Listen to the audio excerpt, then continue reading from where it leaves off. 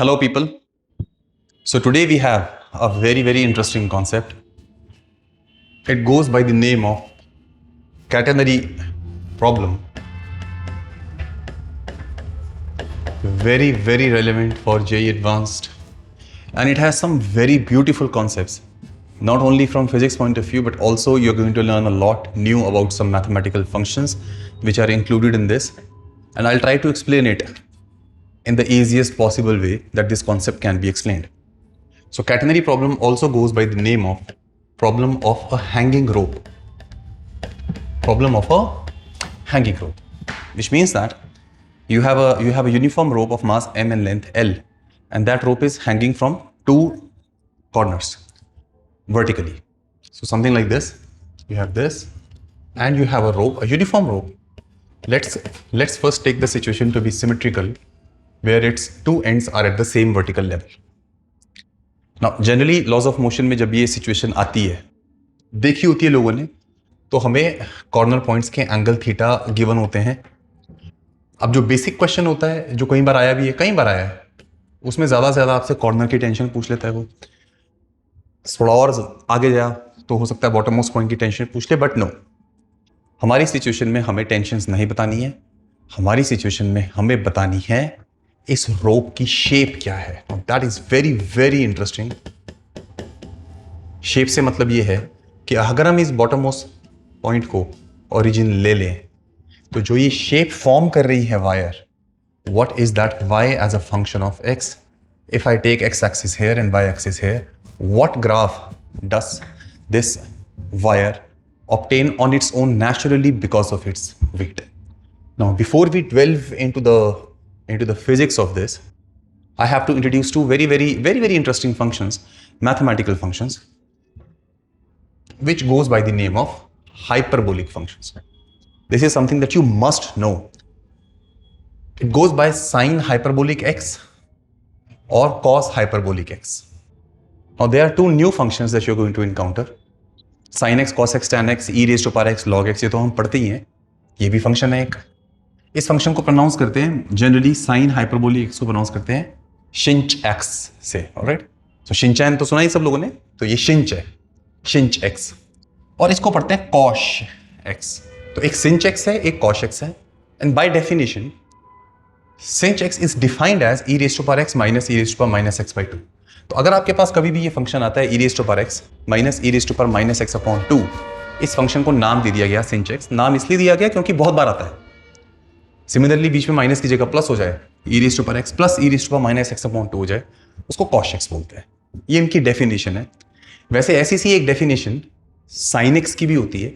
अगर आपने complex numbers पढ़ा हो, कॉम्प्लेक्स नंबर्स में आइलर्स फॉर्म पढ़ी हो, पोलर कोऑर्डिनेट्स पढ़े हो, तो वहां पे आपको पता है कि साइन एक्स की भी एक डेफिनेशन होती है, e raise to power iota x, है ना, minus e raise to power minus iota x divide by two iota. ये कहां से आता है? क्योंकि e raise to power iota x is cos x plus iota time sine x. वो यहां पुट कर दोगे आप तो साइन एक्स आ जाएगा. ऐसे ही आयोटा हटा दो तो वो सिंच एक्स बन जाता है.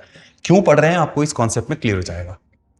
अब कुछ प्रॉपर्टीज हैं जिनको हम यूज करेंगे. सिंच एक्स और साइन एक्स के बीच का रिलेशन है. पहली प्रॉपर्टी वो ये होता है कि iota times sine x is actually sinh of iota x. ये काम आएगा हमारे. तो सिंच ऑफ आयोटा एक्स जो है वो आयोटा टाइम साइन एक्स होता है. जो सिंच का ये फंक्शन लिखा है ना हमने, इसमें अगर आप एक्स की जगह आयोटा एक्स पुट कर दें और उसको आयोटा से डिवाइड कर दें तो वो साइन एक्स आ जाता है. अगर आपको ये बेसिक डेफिनेशन पता है तो ये सारी प्रॉपर्टीज वहीं से आती हैं. दूसरी चीज, जैसे साइन एक्स का इंटीग्रेशन माइनस कॉस एक्स होता है, वैसे ही सिंच का इंटीग्रेशन में माइनस नहीं आता है. तो सिंच एक्स का जो इंटीग्रेशन है विद रिस्पेक्ट टू एक्स, वो कॉश एक्स होता है. याद रखना, यहां माइनस नहीं आता है. तो सिंच का इंटीग्रेशन इज कॉश एक्स. और एक आइडेंटिटी जो सब लोगों को पता है, sine square plus cos square x equal to 1. अगर हम हाइपरबोलिक फंक्शंस की बात करें और इन दो प्रॉपर्टीज को ध्यान में रखें, तो यही आइडेंटिटी बीच में माइनस का साइन ले लेती है. Cosh square x minus sinh square x equal to 1. ये तीनों प्रॉपर्टीज बहुत ही ज्यादा इंपॉर्टेंट प्रॉपर्टीज हैं इन दोनों हाइपरबोलिक फंक्शंस के कॉन्टेक्स्ट में. एक बार हम लोगों ने ये पढ़ लिया तो ऑफ कोर्स कोई भी नया फंक्शन आपकी लाइफ में आता है तो उस फंक्शन की सबसे इंपॉर्टेंट प्रॉपर्टी होती है उसका ग्राफ, उसकी डोमेन, उसकी रेंज. तो सिंच एक्स और कॉश एक्स का जो ग्राफ है वो इस टाइप का होता है. This is the graph of sinh x and this is the graph of cosh x. तो सिंच एक्स जो है ये इसकी डेफिनेशन है।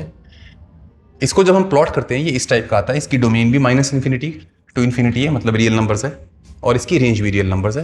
And if you put x equal to 0, ये भी 1, ये भी 1, तो graph passes through the origin. और अगर x की वैल्यू बहुत लार्ज हो जाए तो ये फैक्टर तो वैसे भी इग्नोर हो जाता है। तो for very large values of x this simply becomes N exponential function only. Similarly जो cos x है ये एक बाय द वे एक और बात, जो sinh x है वो एक ऑड फंक्शन है। तो अगर आप x की जगह -x पुट करेंगे तो पूरा फंक्शन नेगेटिव हो जाएगा। तो ये फर्स्ट और थर्ड क्वाड्रेंट में लाई करता है और दोनों में सिमेट्रिक होता है, जो एक ऑड फंक्शन की प्रॉपर्टी है। cos x की बात करें तो cos सबसे पहले जब आप इसमें 0 पुट करते हैं तो क्योंकि यहां बीच में प्लस है, बीच में यहां प्लस है, तो अगर आप यहां x को 0 पुट करेंगे तो 1 + 1 2/2 1 हो जाएगा। यानी कि ये ग्राफ 0,1 से पास करता है। और अगर हम लार्ज वैल्यूज की बात करें, लार्ज वैल्यूज ऑफ x की, तो ये फैक्टर इग्नोर हो गया, which means for large values of x sinh और cos की वैल्यू ऑलमोस्ट सेम हो जाती है। ओके, एक में माइनस है, एक में प्लस है। तो ये ग्राफ पैराबोला टाइप दिखता है पर है नहीं, पास करता है 0,1 से, और cos का ये ग्राफ है। इस ग्राफ को जरा दिल में बसा लो, काम आएगा। एक बार ये दोनों चीजें हम लोगों ने कर ली, अब आती है problem at hand. And problem at hand is that of a hanging rope. अब इसे ध्यान से देखो बच्चों, ये एक हैंगिंग रोप है आपके पास।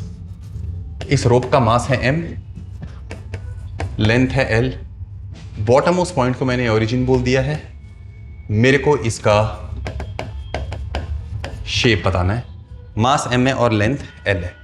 हमें क्या गिवन है? हमें ये कॉर्नर का एंगल थीटा गिवन है, हमें इस कॉर्नर का एंगल भी थीटा गिवन है।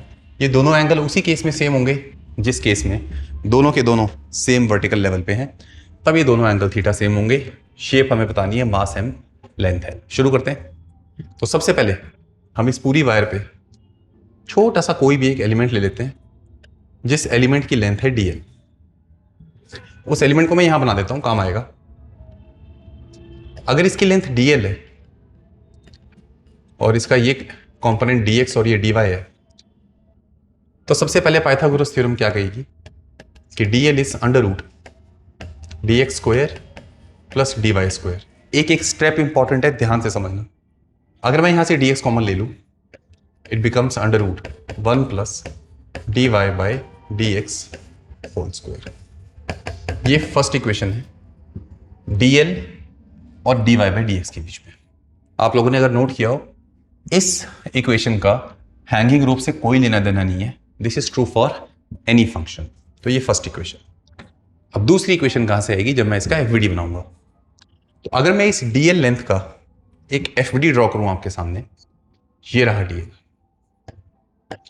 तो मुझे पता है इस पे गिन के दो फोर्सेस लग रही हैं, एक तो इसका वेट है और दूसरा टेंशन है। वेट नीचे लग रहा है, उसको हमने बोल दिया dm इंटू जी, और टेंशन तो हमेशा स्ट्रिंग के अलॉन्ग लगती है, यहां भी और यहां भी।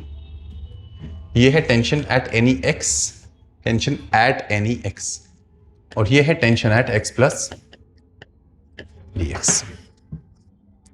अब मुझे एक बात बताइए, अगर हम इस एलिमेंट के इक्विलिब्रियम की बात कर रहे हैं तो mg तो वर्टिकल है ना, इसका मतलब हॉरिजॉन्टल कोई फोर्स ही नहीं है। यानी कि हॉरिजॉन्टल टेंशन के जो कंपोनेंट्स हैं वो बैलेंस हो जाने चाहिए। और ये बात सिर्फ यही ट्रू नहीं है, पूरी रोप के लिए ट्रू है। यहां से ना एक बड़ी इंटरेस्टिंग चीज निकल आती है कि जितनी टेंशन का एक्स कंपोनेंट यहां आएगा उतना ही टेंशन का एक्स कंपोनेंट यहां आएगा। And since it is true for every element, बड़ी इंटरेस्टिंग सी चीज आती है कि जो टेंशन का एक्स कंपोनेंट है वो पूरी की पूरी रोप में क्या है? कांस्टेंट है। ये बहुत काम की चीज है, इसको मैं कुछ सी कह देता हूं। ये सी अभी मैं थोड़ी देर में निकाल भी दूंगा आपके लिए कितना है। अब बात करते हैं टेंशन के वाई कंपोनेंट की। तो एक टेंशन का वाई कंपोनेंट यहां आएगा, एक टेंशन का वाई कंपोनेंट यहां आएगा। फर्क ये यहां ऊपर है, यहां नीचे। तो जो टेंशन का वाई कंपोनेंट, टेंशन का वाई कंपोनेंट जो x प्लस dx पे है, ऊपर की तरफ है, माइनस जो टेंशन का वाई कंपोनेंट किसी x पे है, यानी कि यहां जो नीचे है, ये बेसिकली अनबैलेंस्ड फोर्स किसको बैलेंस आउट कर रही है? इसके वेट dmg। अच्छा, इसका वेट खुद कितना होएगा? टोटल मास m है, लेंथ l है, तो मास पर यूनिट लेंथ इंटू इसकी लेंथ कितनी है? dl into g। तो एक फोर्स इक्वेशन हमारी एक्स में हो गई, एक फोर्स इक्वेशन हमारी वाई में हो गई। अब जैसे ही मैंने इस इक्वेशन को देखा, मेरे को फर्स्ट प्रिंसिपल ऑफ डिफरेंशिएशन याद आ गया। मैंने दोनों तरफ dx से कर दिया डिवाइड, यहां भी dx से डिवाइड कर दिया, यहां भी dx से डिवाइड कर दिया। और जैसे ही मैंने dx से डिवाइड किया, ये पूरा जो लेफ्ट हैंड साइड है ये क्या बन गया पता है आपको? ये बन गया rate of change of tension का y component with respect to x। और इधर क्या आ गया आपके पास, देखो इधर आ गया mg/l into mg/l into dl/dx। और फर्स्ट इक्वेशन से देखो dl/dx कितना है, dl/dx वो है under root of 1 plus dy/dx का होल स्क्वायर। तो ये इक्वेशन हमारी फर्स्ट इक्वेशन थी। चलो एक काम करते हैं, इस इक्वेशन को हम लोग सेकेंड इक्वेशन कह देते हैं। Very good. अब आई तीसरी इक्वेशन। मैंने आपको आज शुरुआत में ही कहा था कि इसमें फिजिक्स भी बहुत इंटरेस्टिंग है और मैथ्स भी बहुत इंटरेस्टिंग है। तो जो लास्ट कॉन्सेप्ट है जहां पर बेसिकली फिजिक्स खत्म हो जाएगी इस सिचुएशन की, लास्ट कॉन्सेप्ट इस बात पे बेस्ड है कि किसी भी स्ट्रिंग में जो टेंशन होती है वो हमेशा स्ट्रिंग की लेंथ के अलोंग लगती है। विच मीन्स जो भी इस स्ट्रिंग की शेप है, किसी भी पॉइंट पे वो जो टेंजेंट आ रही है, टेंशन भी उसी टेंजेंट के अलोंग पॉइंट कर रही है।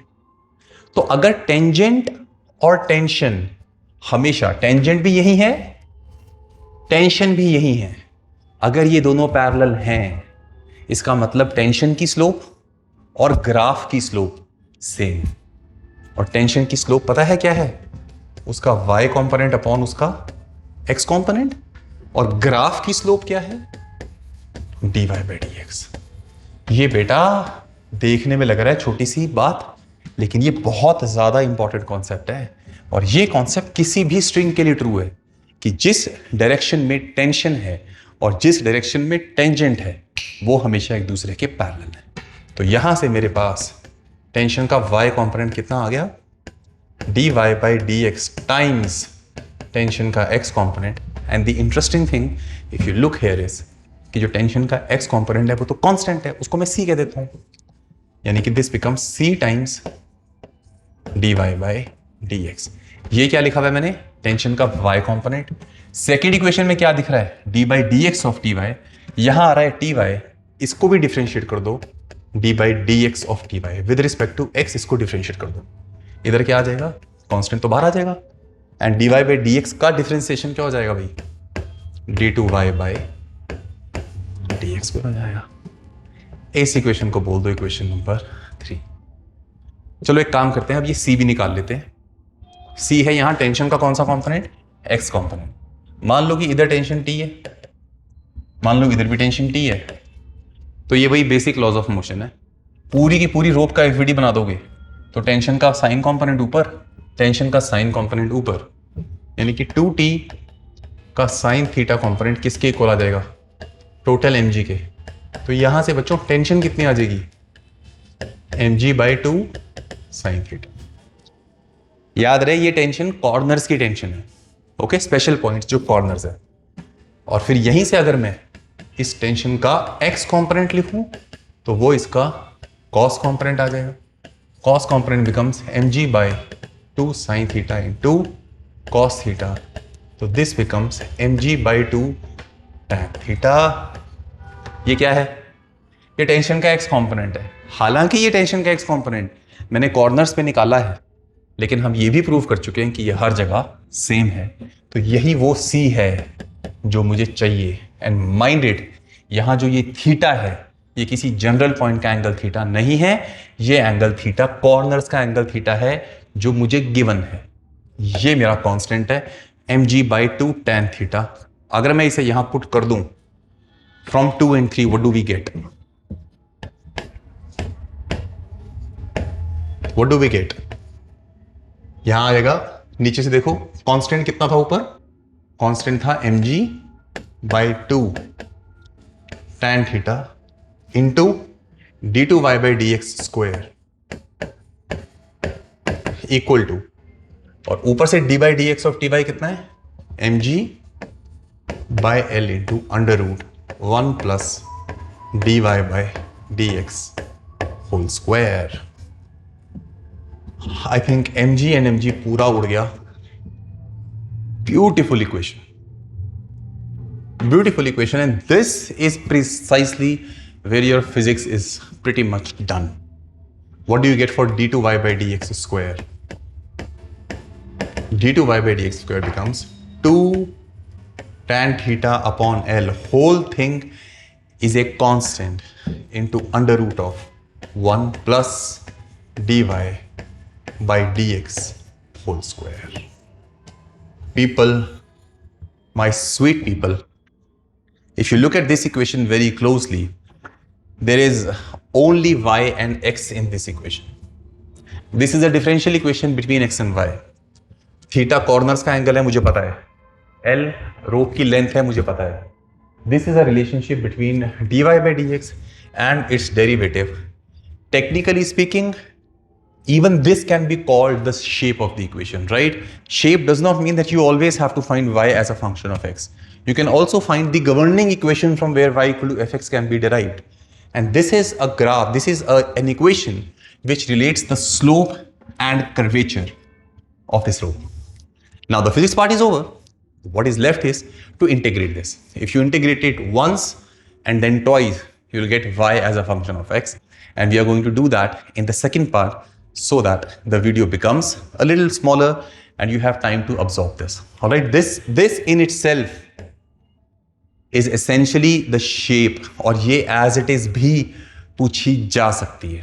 All right, अगर आपको इतना पार्ट समझ में आ गया, take some time to absorb this, write it down completely. अगर आपको ये सारा समझ आ गया, only then you move on to the part 2 of this video, which is right after this. Thank you so much.